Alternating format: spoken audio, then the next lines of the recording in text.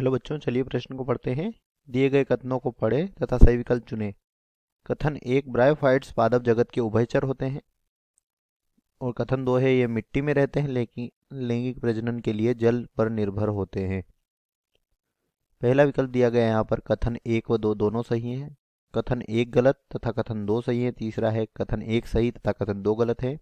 और चौथा और आखिरी विकल्प है, कथन एक व दो दोनों गलत हैं। तो चलिए बात करते हैं इस प्रश्न की मुख्य अवधारणा। और इसमें हम यहाँ पर बात करेंगे सबसे पहले कथन की। तो बच्चों, पहला कथन क्या है कि जो ब्रायोफाइट्स होते हैं, क्या होते हैं, जो ब्रायोफाइट्स होते हैं, यह पादप जगत के उभयचर होते हैं। पादप जगत के क्या कहलाते हैं? उभयचर कहलाते हैं। ऐसा क्यों होता है? तो बच्चों, यह कहाँ पर उगते हैं? यह मृदा में उगते हैं, यानी कि स्थल पर उगते हैं।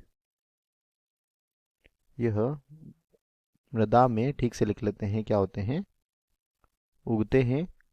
परंतु इन्हें अपना जीवन चक्र पूरा करने के लिए, परंतु इन्हें अपना जीवन चक्र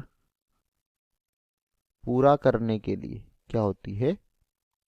पूरा करने के लिए जल की आवश्यकता होती है।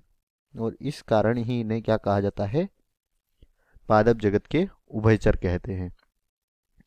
और इन्हें जीवन चक्र पूरा करने के लिए कथन दो की बात करते हैं यहाँ पर। ये मिट्टी में रहते हैं, ये बिल्कुल सत्य है। और लैंगिक प्रजनन अर्थात नर युग्मक और मादा युग्मक के संलयन के लिए, लैंगिक प्रजनन में क्या होता है? निषेचन की क्रिया होती है, जिसमें नर और मादा युग्मक का क्या होता है? संलयन होता है। इसके फलस्वरूप युग्मनज बनता है। तो इसे ही क्या कहते हैं? लैंगिक प्रजनन कहते हैं। और लैंगिक प्रजनन के लिए इसमें क्या होता है? जल आवश्यक होता है, क्योंकि निषेचन की क्रिया जो है जल के माध्यम से होती है। तो अगर यहाँ पर बात करें तो पहला और दूसरा दोनों ही कथन सत्य है। ऐसा विकल्प देखते हैं जिसमें दोनों कथन सत्य दिए गए हों। तो यहाँ पर पहला है, एक व दो दोनों सही है, तो बच्चों ये हमारे प्रश्न का उत्तर हो जाएगा। दूसरा है, एक गलत है और दो सही है, तो बच्चों एक गलत नहीं है, यह सही, यह भी गलत हो जाएगा। इसके बाद एक सही है तथा दो गलत है, तो बच्चों दोनों सही है, कोई गलत नहीं है, तो सी भी गलत हो जाएगा। और दोनों गलत हैं, यह भी गलत होगा, क्योंकि दोनों ही सही हैं। तो दिए गए प्रश्न का सही उत्तर विकल्प ए। आशा करते हैं आपको समझ आया होगा। धन्यवाद।